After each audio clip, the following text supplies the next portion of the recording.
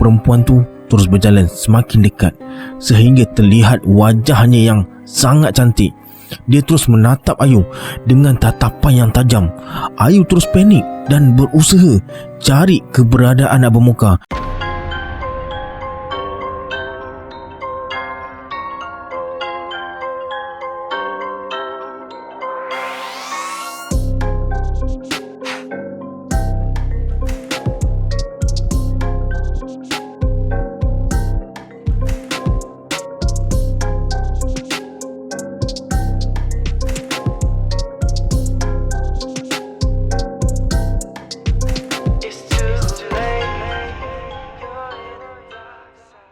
A'udzubillahiminasyaitonirrajim. Bismillahirrahmanirrahim. Assalamualaikum semua, kembali lagi bersama saya Syarul. Terima kasih sebab dah klik video ni. Semoga yang menonton video ni ditambahkan rezeki dan dipermudahkan urusan dunia dan akhirat. Baiklah, dalam video kali ni saya akan sambung cerita teror Gunung Cermai versi Ayu chapter 2. Yang mana terlepas chapter 1, boleh klik link dekat bawah.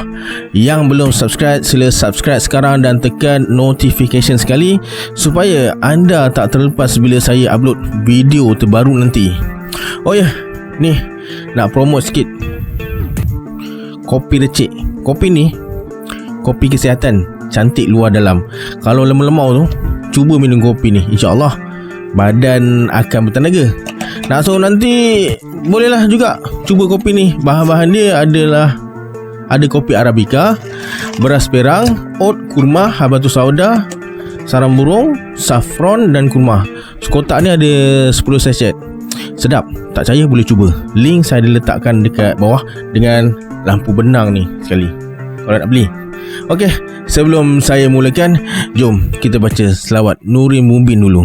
Sallallahu Rabbuna ala nuril mubin Ahmad al-Mustafa Sayyidil Mursalin. Sallallahu Rabbuna ala nuril mubin Ahmad al-Mustafa Sayyidil Mursalin. Sallallahu Rabbuna ala nuril mubin Ahmad al-Mustafa Sayyidil Mursalin. Tanpa membuang masa lagi, jom let's jump to Rabah Seram.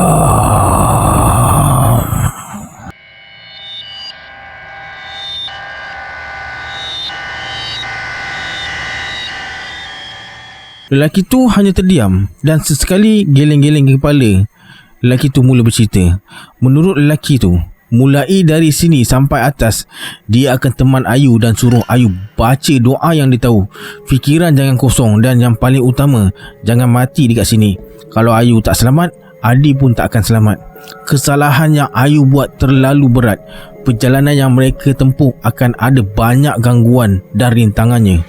Ayu hanya mengangguk dan terasa lega bila dapat tahu dia tak akan sendirian masuk ke dalam hutan Cermai malam ni.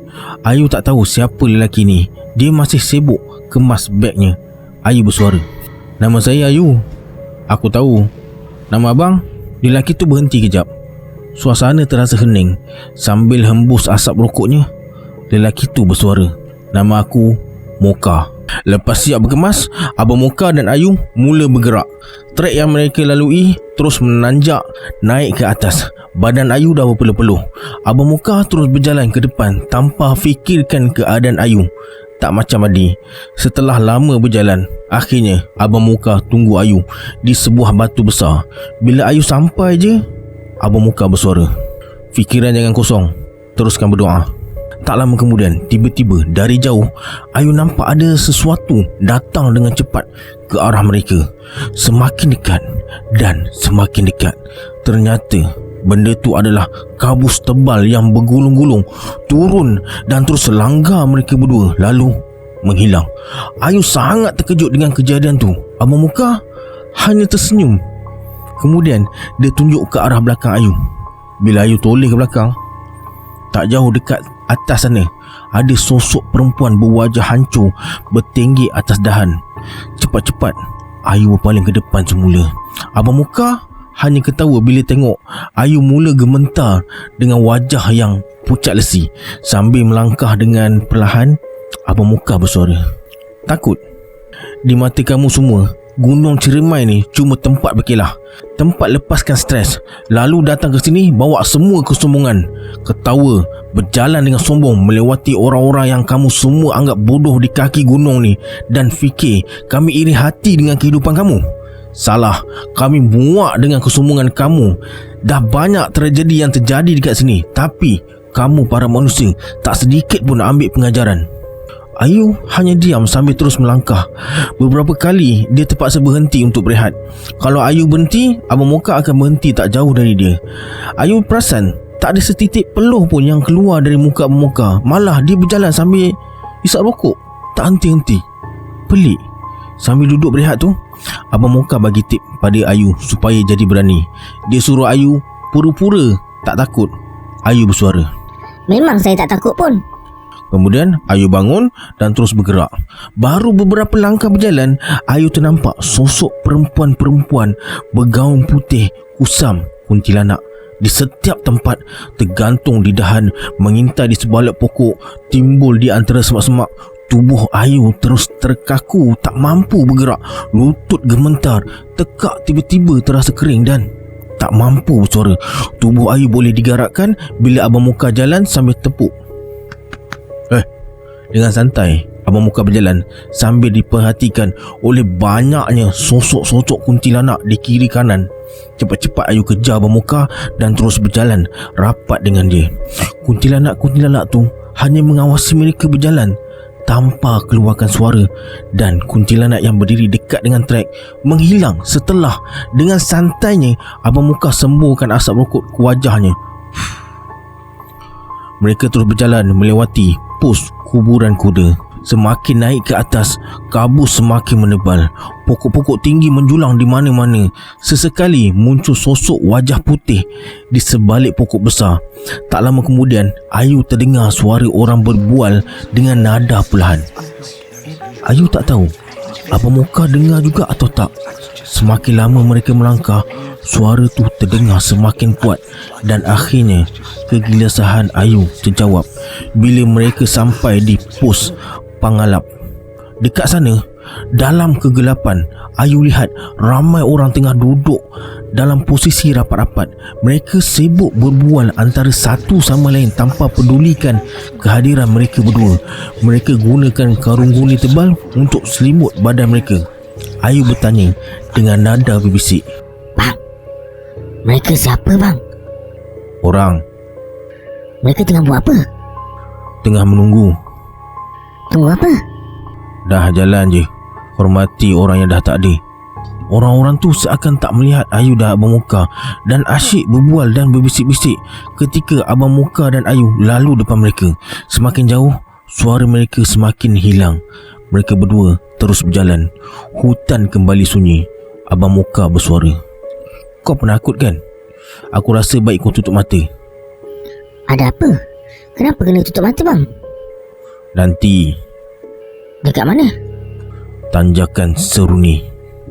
Selama dalam perjalanan, sosok-sosok kuntilanak tu terus muncul di mana-mana. Namun, mereka tak berani mendekat. Gangguannya hanya muncul lalu menghilang diiringi dengan suara-suara tangis dan ketawa. Ayu tertanya-tanya, mereka memang macam ni atau disebabkan kehadiran Abang Muka membuatkan mereka tak berani ganggu dia dengan lebih teruk lagi. Dari belakang, Ayu pandang Abang Muka yang tengah merokok. Siapa dia ni sebenarnya? Ayu nak bertanya, tapi bila ingat cara Abang Muka menjawab, dia jadi malas nak bertanya.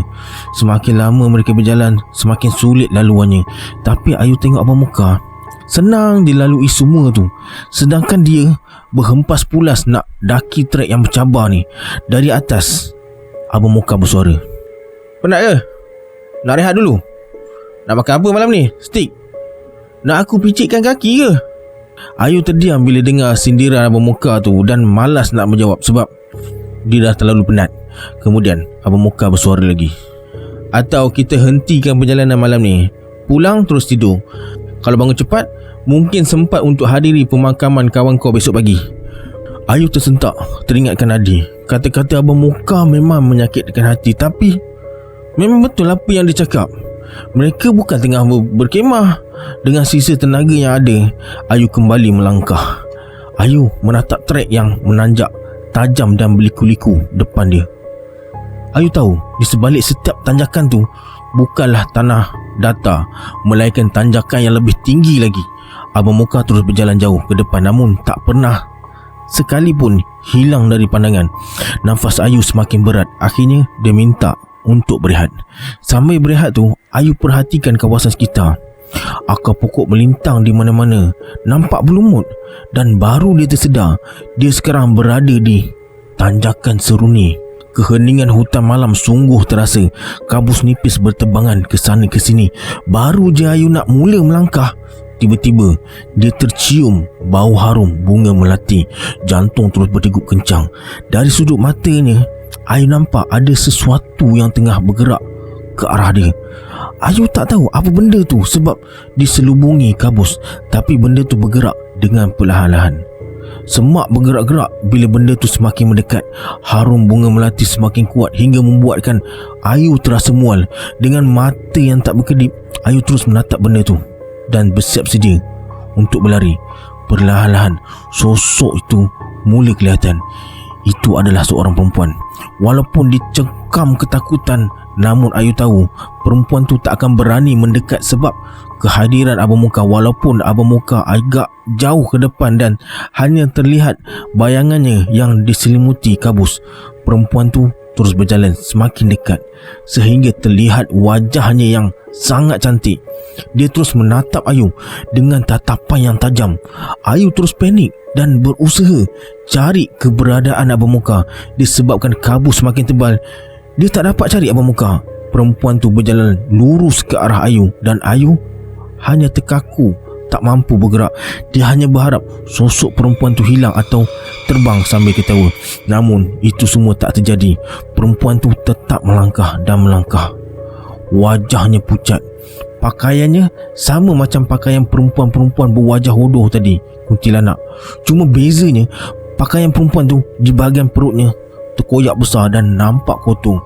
Ketika Ayu tengok dengan lebih jelas lagi, jantung dia rasa nak gugur.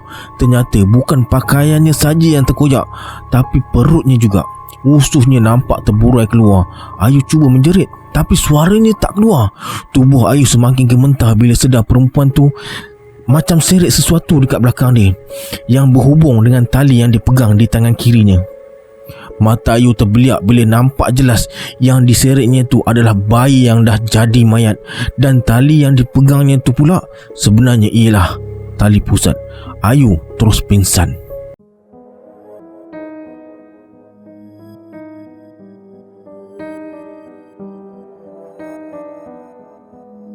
Tak tahu berapa lama Ayu pingsan. Ketika dia buka mata, yang pertama Ayu lihat ialah Abang Muka. Abang Muka bersuara, "Dah cukup ke rehatnya?" Ayu tak menjawab pertanyaan tu. Dengan lemah dia bangun.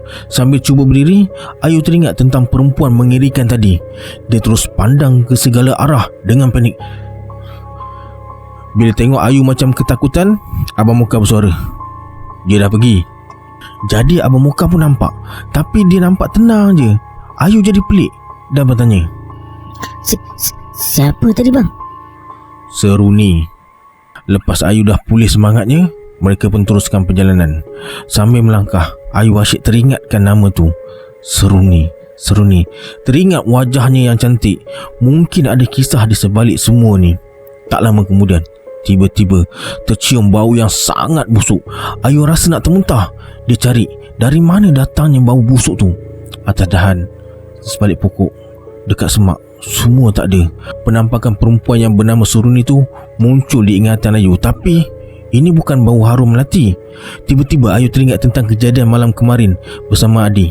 Bau busuk yang sama dicium. Itu adalah bau pocong. Jangan-jangan dia ada dekat belakang aku. Dengar leher yang terasa kaku, perlahan-lahan Ayu toleh ke belakang. Kosong. Hanya kabus tebal yang terlihat, tapi bau busuk tu semakin menyengat. Ayu perasan ada sesuatu yang bergerak dalam kabus dekat belakang dia. Dia terus perhati Kemudian kabus tu terus tersingkap dan muncul rombongan manusia dengan wajah tertunduk ke bawah. Wajah mereka pucat dan tak ada ekspresi langsung. Rombongan depan dah lalu depan dia. Tinggal barisan belakang je belum muncul sebab terhalang oleh kabus tebal. Sementara bau busuk tu semakin kuat. Tak lama kemudian muncul rombongan barisan belakang dan terlihat mereka tengah usung sebuah keranda mayat. Dari situlah datangnya bau busuk tadi. Keranda tu tak bertutup, jadi Ayu boleh nampak jenazah dalam keranda tu. Jenazah dalam keranda tu ke kiri, ke kanan, mengikut rentak langkah rombongan tu. Ketika rombongan tu lalu depan Ayu, mata Ayu terbeliak, jantung berdegup kencang, lutut rasa gemetar. Jenazah yang ada dalam keranda tu adalah jenazah Adi. Rombongan tu terus berjalan perlahan-lahan hingga akhirnya lenyap di telan kabus. Ayu terus terjelopok atas tanah. Dada terasa sesak dan sakit. Dia merasakan semua yang dibuat ni hanya sia-sia. Abang Muka berdiri depan Ayu sambil merokok. Ayu hanya pejam mata menahan air matanya yang keluar. Tiba-tiba Abang Muka bersuara dengan nada yang lembut. "Ingat tak kata-kata aku dekat bawah tadi? Syaitan akan terus mengganggu dengan bermacam cara. Kalau dengan penampakan tak lut, mereka akan ubah strategi, menipu, memfitnah, menjatuhkan iman dan menghancurkan mental. Tujuan kau dah dekat. Mereka tak sangka kau boleh bertahan sampai ke tahap macam ni. Tak terkesan dengan penampakan." Jadi, keranda Adi tadi? Kau percaya? Jangan pernah percaya pada setiap tipu daya syaitan. Dah, jangan menangis. Berdiri. Jom jalan lagi. Mereka kembali teruskan perjalanan dan akhirnya sampai di tanjakan Bapa Teri. Tanjakan ni betul-betul mencabar. Beberapa kali Ayu tergelincir tapi dia sempat pegang pada akar. Mental Ayu semakin diuji bila terdengar bunyi ngeraman harimau di sebalik kabus. Dengan sisa tenaga yang ada, akhirnya Ayu sampai di hujung tanjakan dan dia buat keputusan untuk berehat sekejap. Abang Muka pula berehat tak jauh daripada Ayu. Dengan nafas yang tercungap-cungap, Ayu baring ke tanah. Dia teringat peristiwa kemarin dan tertanya-tanya sendirian, kenapalah aku buat benda sebodoh ni? Kenapa Adi yang terima akibatnya? Kenapa bukan aku? Kemudian Ayu perhati Abang Muka tengah duduk atas batu dan masih merokok lagi. Ayu bersuara, "Bang, "Apa?" maafkan saya bang. Ini semua sebab saya. Akhirnya. Saya tersilap kemarin bang, tak sengaja." Bukan. Perbuatan kau kemarin tu cuma akibatnya. Penyebab utamanya dah bertahun-tahun dengan kau. "Apa dia bang?" Kesombongan kau. Ayu hanya terdiam dan sesekali terlihat mengangguk perlahan kepalanya. Tiba-tiba Abang Muka pandang ke bawah dan bersuara, "Manusia, kamu semua terlalu sombong. Sebenarnya apa yang kamu cari?" Ayu pandang ke bawah dan jantungnya rasa nak tercabut bila nampak tepat di bawah tanjakan terlihat beberapa orang berpakaian compang-camping tengah berlutut. Kelihatan di wajah mereka ketakutan dan putus asa. Kemudian di sebalik kabus muncul seorang tentera Jepun dengan pedang di tangan tanpa buang masa, terus penggal kepala orang-orang tu satu persatu. Ayu menjerit ketakutan lihat kejadian ngeri tu. Namun Abang Muka tak bereaksi apa-apa. Dia hanya menatap dalam diam. Tubuh tanpa kepala tu tumbang lalu menghilang. Keheningan dan kabus tebal kembali mengisi setiap sudut hutan. Bapa Teri kembali pada keadaan asalnya semula. Kemudian Abang Muka tarik lengan Ayu untuk teruskan perjalanan. Ayu hanya berjalan dalam diam. Pemandangan ngeri tadi membuatkan dia rasa tertekan dan terlalu takut untuk bertanya apakah semua kejadian ni benar-benar terjadi. Setelah lama berjalan, tak semena-mena hembusan angin dan bunyi-bunyi serangga hutan tiba-tiba hilang. Suasana terasa ngeri. Bulu roma terus meremang. Ayu tahu perasaan tu ada sesuatu yang sedang mendekat. Ayu terus perhati ke segala arah dengan panik. Bibirnya gemetar dan jantungnya mula berdegup kencang. Dia semakin panik bila tak ada satu doa pun yang diingat. Kemudian Abang Muka bagi isyarat supaya Ayu diam dan jangan bergerak. Abang Muka yang selalunya nampak tenang, sekarang mukanya nampak ketakutan. Dalam sama-sama kedengaran bunyi gemelan Jawa. Bunyi terdengar semakin mendekat dan mendekat. Ayu bersuara, "Bang, seru ni." Abang Muka hanya menggiling. Bibirnya nampak sedikit gemetar bila menjawab pertanyaan Ayu tu. Dengan perlahan Abang Muka bersuara, "Nyilinggi." Apa yang akan terjadi pada Ayu seterusnya? Siapa Nyilinggi tu? Kenapa Abang Muka gemetar bila sedar kehadiran Nyilinggi? Nak tahu jawapannya? Tunggu di chapter terakhir cerita ni. Sebelum kita berpisah, bagi anda yang ada kisah seram nak dikongsikan, boleh emailkan ke alamat email di bawah. Jangan lupa like, komen dan share video ni. Kita berjumpa di video akan datang. Sebelum tu, saya nak ucapkan selamat berpuasa kepada subscriber saya yang tersayang. Terima kasih kerana menyokong perjuangan saya selama ni. Okey, kita berjumpa di video akan datang. Saya Syarul. Assalamualaikum. Adios.